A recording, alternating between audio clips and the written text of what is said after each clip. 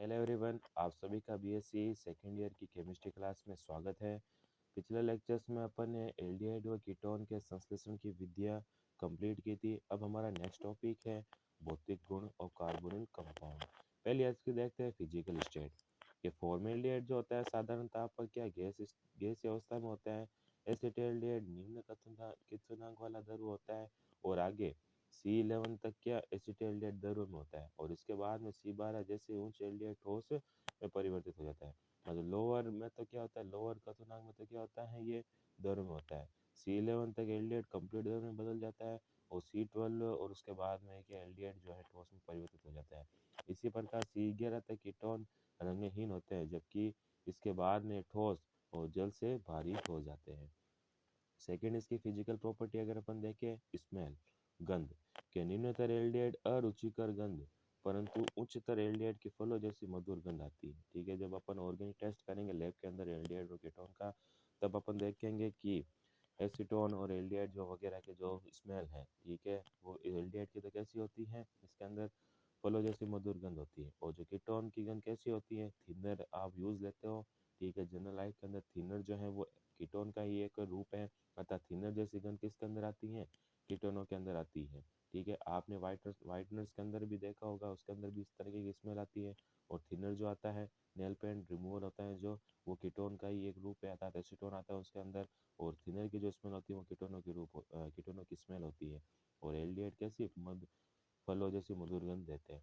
C8 और C11 तक बता, जिसके अंदर कार्बन 8 और कार्बन 11 हो एल्डिहाइड और कीटोन के अंदर, सुगंध परफ्यूम के जैसी होती है। ठीक है, अब अपन जो डिओड्रेंट्स और परफ्यूम्स वगैरह जो यूज़ करते हैं उसके अंदर हाई चेन, बड़ी चेन वाले बड़ी श्रृंखला कार्बन श्रृंखला के क्या होते हैं, एल्डिहाइड और कीटोन होते हैं, जिसकी स्मेल क्या होती है, परफ्यूम जैसी होती है। नेक्स्ट इसकी सोलिबिलिटी की अगर अपन बात करें कि निम्नतर एल्डिहाइड और कीटोन दोनों ही क्या है, भारी दरों में कम विलयशील होती जाती है। ठीक है, जैसे जैसे इसकी एटॉमिक वेट बढ़ता है, इसकी सोलिबिलिटी कई कम होती जाती है। जबकि निम्नतर एल्डिहाइड और कीटोनों के कार्बोनिक समूह ध्रुवीय हैं तथा जल भी अध्रुवीय होते हैं। ठीक है, अतः इनके बीच में क्या होती है, स्थिर वैद्युत आकर्षण बल अर्थात इलेक्ट्रोस्टैटिक अट्रैक्शन फोर्स उत्पन्न हो जाता है। यही कारण है कि निम्नतर सदस्यों को जल में विलेयता अधिक होती है, जबकि C5 या इससे अधिक कार्बनों युक्त सदस्य जल में क्या होते हैं, अल्प विलेय होते हैं। ये कार्बनिक विलय जैसे ईथर, एल्कोहल आदि में पूर्ण विलेय होते हैं। ठीक है, मतलब लोअर कार्बन वाले, 5 से कम कार्बन वाले जो एल्डिहाइड और कीटोन होते हैं वो तो क्या होते हैं कि जल में आसानी से घुल जाते हैं, क्योंकि इनके अंदर क्या होता है, डाइपोल डाइपोल इंटरेक्शन होता है या फिर इलेक्ट्रोस्टैटिक अट्रैक्शन फोर्स लगता है, इस वजह से इसकी सोलिबिलिटी ज़्यादा होती है। लेकिन जैसे C5 या इससे अधिक वाले मतलब कार्बन कंपाउंड है, मतलब एल्डिहाइड और कीटोन है C5 से ऊपर वाले, ठीक है, इनके सदस्य की विलेयता कम होती जाती है। जबकि ईथर, एल्कोहल और एल्कोहल में क्या होता है, कम्प्लीटली सॉल्युबल होते हैं। बॉइलिंग पॉइंट की अगर मैं बात करूं कि एल्डिहाइड और कीटोन का कार्बन समूह CO अधिक विद्युत ऋणी ऑक्सीजन के कारण क्या होता है, ध्रुवीय होता है। ठीक है, अब यहाँ पर जो ध्रुवीय इस वजह से है क्योंकि अगर मैं देखूं, अपन ने कहा इसकी पोलरिटी की बात की थी, तो इसका जो बॉन्ड है कि जो इलेक्ट्रॉन है ऑक्सीजन के ऊपर ट्रांसफर रहेगा, जिसकी वजह से ऑक्सीजन के ऊपर पार्सली पॉजिटिव चार्ज आ जाता है और इसके ऊपर नेगेटिव चार्ज आ जाता है, जिसकी वजह से पोलरिटी डेवलप हो जाती है इसके अंदर। ठीक है, इस कारण इनमें अंतरा अणु संगुण अर्थात इंट्रामोलिकुलर एसोसिएशन हो जाता है। यही कारण है कि समान आणविक भारों के एल्किनों की अपेक्षा एल्डिहाइड और कीटोनों के क्या क्वथनांक उच्च होते हैं। ठीक है, मतलब एल्किनों का अगर समान कार्बन है और एल्डिहाइड और कीटोन में भी समान कार्बन है, ठीक है, तो एल्डिहाइड और कीटोन के जो वेट है वो एल्किनों से ज़्यादा होते हैं, क्योंकि इनके अंदर क्या होता है, इंटरमोलिकुलर एसोसिएशन, अंतराणु संगुणन होता है। मतलब ये आपस में अणु क्या संगुणित अवस्था में रहते हैं, जिसकी वजह से इनके अंदर क्या वेट ज़्यादा होता है। ठीक है, नेक्स्ट अपन द्विध्रुव की अगर बात करें, डाइपोल मूवमेंट की, कि एल्डिहाइड और कीटोनों के कार्बोनिल समूह ध्रुवीय होने के कारण इन्हें निम्न अनुनादी संरचना का अनुनादी संकरण मानते हैं। ठीक है, तो एल्डिहाइड और कीटोन के अंदर निम्न अनुनादी संरचना प्रेजेंट होती है। सबसे पहले इसके अंदर इलेक्ट्रॉन जाते हैं, ठीक है, वापस इस प्रकार बॉन्ड ब्रेक होता है और ऑक्सीजन के ऊपर नेगेटिव चार्ज और कार्बन के ऊपर पार्शियल पॉजिटिव चार्ज आ जाता है। ठीक है, अतः कार्बन के ऊपर पार्शियली पॉजिटिव चार्ज रहता है, ठीक है, और ऑक्सीजन के ऊपर पार्शियली नेगेटिव चार्ज डेवलप होता है, क्योंकि ऑक्सीजन यहाँ पर क्या है, अधिक विद्युत ऋणात्मक तत्व एलिमेंट के रूप में प्रेजेंट रहता है, इसलिए बॉन्ड के इलेक्ट्रॉन को अपनी ओर अट्रैक्ट करेगा। और यही कारण है कि इनके धीरे धीरे आगुन डाइपोल मोमेंट उच्च होते हैं। इस कारण इनका मान कितना होता है डाइपोल मोमेंट का, 2.72 डी से लेकर के 2.88 डी तक होता है। नेक्स्ट अपन देखते हैं क्रियाशीलता, एक्टिविटी, कि प्रथम 3 एल्डिहाइड एवं कीटोनों में क्रियाशीलता का क्रम ये होता है, मतलब मैं तहत प्रोप 3 कार्बन तक का तो ये दे रखा है इसके अंदर कि methanol is greater than ethanol is greater than propane, मतलब जैसे जैसे कार्बन नंबर बढ़ता है वैसे वैसे इसकी रिएक्टिविटी भी बढ़ती जाती है। चाहे फॉर्मेल्डिहाइड की कम है मेथेन, ठीक है, इसके बाद में सी एच सी एच जो कि उससे ज़्यादा है और सबसे ज़्यादा इसकी है, ठीक है। तो एल्डिहाइड व कीटोनों का कार्बोनिल का कार्बन आंशिक क्या होता है धनावेशित व ऑक्सीजन ऋणावेशित होता है, ये अपन ने पहले पढ़ा है। कार्बन समूह के कार्बन पर जुड़ा एल्किल, ये वाला एल्किल जो ग्रुप प्रेजेंट है, ये क्या करता है प्लस आई प्रभाव के कारण धनावेश को कम कर देता है, मतलब इसकी क्या होती है इलेक्ट्रॉन देने की प्रवृत्ति होती है प्लस आई जो ग्रुप होते हैं। तो ये क्या करेगा जो कार्बन के ऊपर पार्शियली जो पॉजिटिव चार्ज डेवलप हुआ है, इस पॉजिटिव चार्ज को ये कम कर देगा प्लस आई इफेक्ट के कारण, जिससे कि इसकी क्रियाशीलता भी क्या हो जाती है कम हो जाती है। यही कारण है कि फॉर्मेल्डिहाइड सबसे अधिक क्रियाशील है जबकि एसीटोन सबसे कम क्रियाशील है, ठीक है। अगर अब ये क्रियाशीलता का हम देखा, इसी कारण से कीटोन एल्डिहाइड की अपेक्षा अधिक स्थायी है, ठीक है, और कम दहन उष्मा होती है, ठीक है। तो जितने ज़्यादा एल्किल ग्रुप इसके अंदर प्रेजेंट रहेंगे एल्डिहाइड और कीटोन के अंदर, उसकी क्रियाशीलता कम होती जाएगी, क्यों, क्योंकि कार्बन के ऊपर जो पॉजिटिव चार्ज डेवलप हुआ है, ठीक है, अनुनाद के कारण ये इसकी क्रियाशीलता को कम कर देता है। नेक्स्ट अपन इसके देखते हैं केमिकल रिएक्शन, ठीक है। कौन कौन सी अभिक्रिया प्रदर्शित करता है कि कार्बोनिल यौगिक मुख्यतः नाभिक स्नेही योगात्मक संघनन, बहुलीकरण, ऑक्सीकरण, अपचयन अभिक्रिया देते हैं। इन यौगिकों की कुछ महत्वपूर्ण रासायनिक अभिक्रियाएं निम्न प्रकार हैं। सबसे पहले अपन देखते हैं नाभिक स्नेही योगात्मक अभिक्रिया, ठीक है। न्यूक्लियोफिलिक सब्स्टिट्यूशन रिएक्शन, कार्बोनिल समूह की ध्रुवणता के कारण इन यौगिकों में क्या कार्बन परमाणु इलेक्ट्रॉन न्यून हो जाता है और इस पर नाभिक स्नेही का योग आसानी से होता है, ठीक है। ध्रुवण ध्रुवित होता है, ठीक है, तो न्यूक्लियोफाइल इजीली अटैच करेगा। न्यूक्लियोफाइल कहाँ पर अटैच होगा, यहाँ पर कार्बन के ऊपर अटैच होता है, ध्यान रखना, ठीक है। और जो इलेक्ट्रोफाइल है वो कहाँ पर ऑक्सीजन के ऊपर अटैच होगा, क्यों, कार्बन के ऊपर पार्शियली पॉजिटिव चार्ज होता है तो नेगेटिव स्पीशीज जुड़ेगी, और ऑक्सीजन के ऊपर नेगेटिव चार्ज होता है तो पॉजिटिव स्पीशीज जुड़ेगी। तो जो यौगिक उत्पाद बनता है न्यूक्लियोफाइल तो कहाँ जुड़ता है कार्बन के ऊपर, और जो इलेक्ट्रोफाइल जुड़ता है वो कहाँ पर ऑक्सीजन के ऊपर अटैच होता है।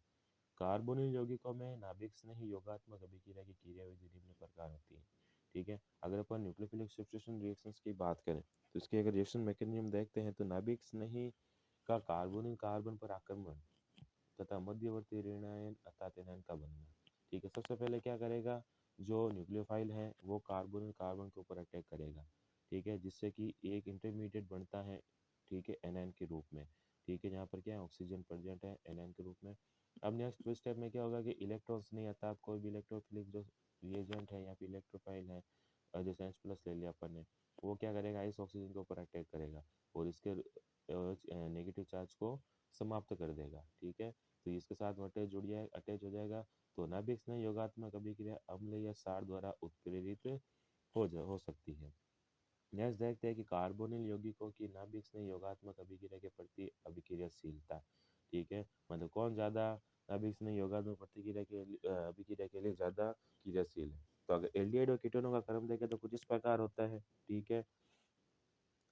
उपरोक्त ये क्रम देख सकते हैं अपन कि उपरोक्त क्रम से निम्न प्रकार समझा जा सकता है। अब जो ये वाला क्रम दे रखा है जिसमें CH2 डबल बॉन्ड हो, CH हो, ठीक है, CH3 CH हो, मतलब जैसे जैसे एल्किल की मतलब नंबर ऑफ एल्किल्स बढ़ते जाते हैं, ठीक है।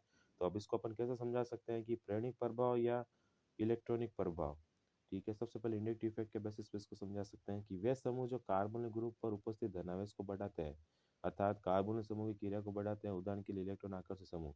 अगर माइनस आई वाला अगर कोई ग्रुप मतलब इलेक्ट्रॉन लेने वाला ग्रुप अगर एल्डिहाइड और कीटोन में प्रेजेंट है, वो तो क्या करेगा इसकी रिएक्टिविटी को इंक्रीज करेगा, ठीक है। यही कारण है कि क्लोरल जिसे ट्राइक्लोरोएसिटेल्डिहाइड और एसिटेल्डिहाइड से क्रियाशीलता अधिक होती है, क्योंकि ट्राइक्लोरोएसिटेल्डिहाइड की बात करें तो यहाँ पर 3 सीएल ग्रुप है, वो सीएल क्या होता है माइनस आई वाला ग्रुप होता है।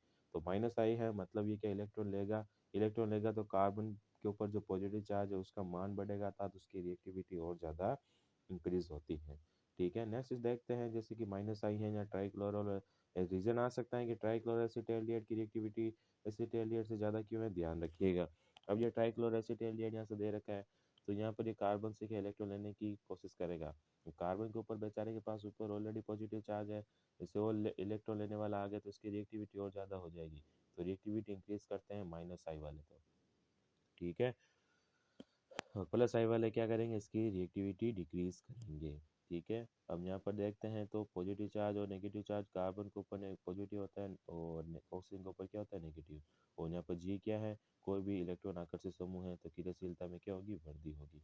वे समूह जो कार्बन समूह ऊपर से धनायस को कम करते हैं यथा धनावेश को प्रदर्शन करते हैं तो कार्बन समूह की क्रियाशीलता को कम कर देते हैं। उदाहरण के लिए इलेक्ट्रॉन दाता समूह प्लस आर।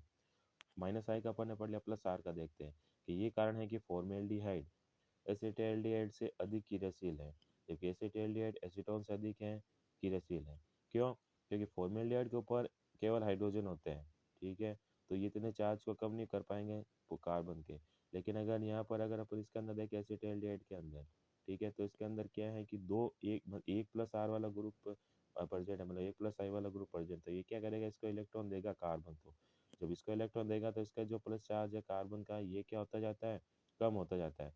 अगर इसका प्लस चार्ज यहाँ पर कम होगा, ठीक है, तो इसकी रिएक्टिविटी भी यहाँ पर कम होती जाएगी। नेक्स्ट अपन देखते हैं एसीटोन के अंदर।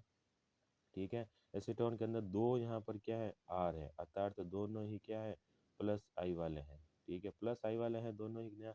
अब दोनों दो ग्रुप हो गए यहाँ पर प्लस आई के, तो दोनों मिलकर इसको इलेक्ट्रॉन देंगे तो इसके ऊपर जो इलेक्ट्रॉन डेंसिटी है वो और कम हो जाएगी, मतलब पॉजिटिव चार्ज और कम हो जाएगा।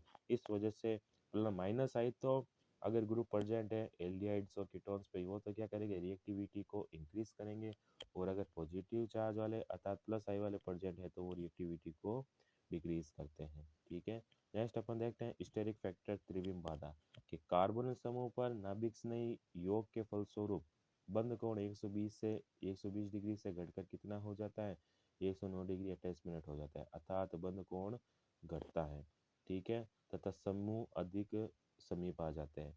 समूह का आकार बढ़ने पर त्रिविम बाधा भी उत्पन्न होती है और क्रियाशीलता घटती है। क्यों? क्योंकि जहाँ स्टेरिक फैक्टर लगता है वहाँ अनस्टेबिलिटी भी डेवलप होती है। अनस्टेबिलिटी भी डेवलप होगी, ठीक है, मतलब रिएक्टिविटी घटती है। तो मित्र समूह का आकार हाइड्रोजन से काफी बड़ा है, यही कारण है कि एसिटाल्डिहाइड की क्रियाशीलता फॉर्मेल्डिहाइड से कम होती है। ठीक है, तो अगर स्टेरिक फैक्टर लगेगा तो बॉन्ड एंगल कम कर देगा और जितने भी ग्रुप है पास पास आ जाएंगे। ठीक है, अगर और एल्किल ग्रुप अटैचमेंट होता है, ठीक है, तो उसके क्या स्टेरिक इफेक्ट और ज़्यादा इंक्रीज होता है। एरोमेटिक कार्बोनिल यौगिक एलिफेटिक कार्बोनिल यौगिक की अपेक्षा कम क्रियाशील है। इंपॉर्टेंट है, ध्यान रखिएगा। क्वेश्चन आता है, छोटे क्वेश्चन में आता है 1 नंबर के अंदर कि एरोमेटिक कार्बोनिल यौगिक है वो एलिफेटिक कार्बोनिल यौगिक की अपेक्षा क्या है, कम क्रियाशील है। क्योंकि एरोमेटिक यौगिकों में कार्बन कार्बन का धनावेश अनुनाद द्वारा क्या हो जाता है, डिलोकलाइज्ड हो जाता है। ठीक है, जिससे कि कार्बन पर क्या धनावेश की कमी हो जाती है और अभी क्रियाशीलता भी इसकी कम हो जाती है। एरोमेटिक के अंदर क्या होता है कि जो कार्बन के ऊपर पॉजिटिव चार्ज यहाँ पर प्रेजेंट होता है, वो क्या होता है कि इस बेंजीन रिंग के अंदर रेजोनेंस के अंदर पार्ट ले लेगा। तो इसके अंदर जो पॉजिटिव चार्ज है कार्बन का, वो क्या होगा, रिंग के अंदर डिलोकलाइज्ड हो गया। जबकि एरोमेटिक कार्बोनिल यौगिकों में यदि इलेक्ट्रॉन आकर्षित समूह, ठीक है, अर्थात NO2 आदि वगैरह हो, मतलब इलेक्ट्रॉन लेने वाले, तो नाभिक में योगात्मक अभिक्रिया की प्रतिक्रियाशीलता बढ़ जाती है। क्यों? क्योंकि इलेक्ट्रॉन अट्रैक्ट करेगा। ठीक है, लेकिन इलेक्ट्रॉन दाता प्रेजेंट हो, मतलब प्लस आई वाला ग्रुप प्रेजेंट है तो क्रियाशीलता घट जाती है। सिमिलर फंडा यहाँ पे भी अप्लाई होता है एरोमेटिक के अंदर भी। ठीक है, जनरली अगर ये ग्रुप प्रेजेंट नहीं हो तो उस कंडीशंस के अंदर तो क्या होता है, पॉजिटिव चार्ज का क्या होता है, डीलोकलाइजेशन हो जाता है। इस वजह से एलिफेटिक से इसकी जो रिएक्टिविटी एरोमेटिक की कम होती है। जैसे कि एक उदाहरण के अंदर देख रखा है कि जो नाइट्रो ग्रुप जुड़ा हुआ है एल एल कार्बोनिल कंपाउंड, ठीक है, वो तो अधिक क्रियाशील है, जबकि एक तो ऊपर माइनस आई जुड़ा है और इसके ऊपर कौन सा है, प्लस आई वाला जुड़ा है। तो प्लस आई वाला क्या करेगा, इसको इलेक्ट्रॉन देगा रिंग को, जबकि माइनस आई वाला इसको इलेक्ट्रॉन लेगा। अब इससे इलेक्ट्रॉन लेगा तो बेंजीन रिंग क्या करती है, अपने चार्ज को बनाए रखती है। तो जो दूसरा वाला ग्रुप है यहाँ पर RCH, जो ये इससे इलेक्ट्रॉन लेगी। अब इससे इलेक्ट्रॉन लेगी तो कार्बन के ऊपर चार्ज इंक्रीज होगा। कार्बन के ऊपर जब चार्ज इंक्रीज होता है तो उसकी रिएक्टिविटी भी इंक्रीज होती है। अब यहाँ पर क्या होता है कि ये OCH3 अर्थात इलेक्ट्रॉन देने की प्रवृत्ति रखता है, तो बेंजीन क्या करेगी, बेंजीन को ये इलेक्ट्रॉन दे देगा, तो बेंजीन इसके चार्ज को कम नहीं कर पाएगी, मतलब बढ़ा नहीं पाएगी, तो ये से इलेक्ट्रॉन ना ला करके OCH3 से लेती है, जिसकी वजह से इसकी रिएक्टिविटी घटती जाती है। इससे आगे का जो टॉपिक है हमारा, हम अपने अगले लेक्चर्स के अंदर कंटिन्यू करेंगे। Thank you so much.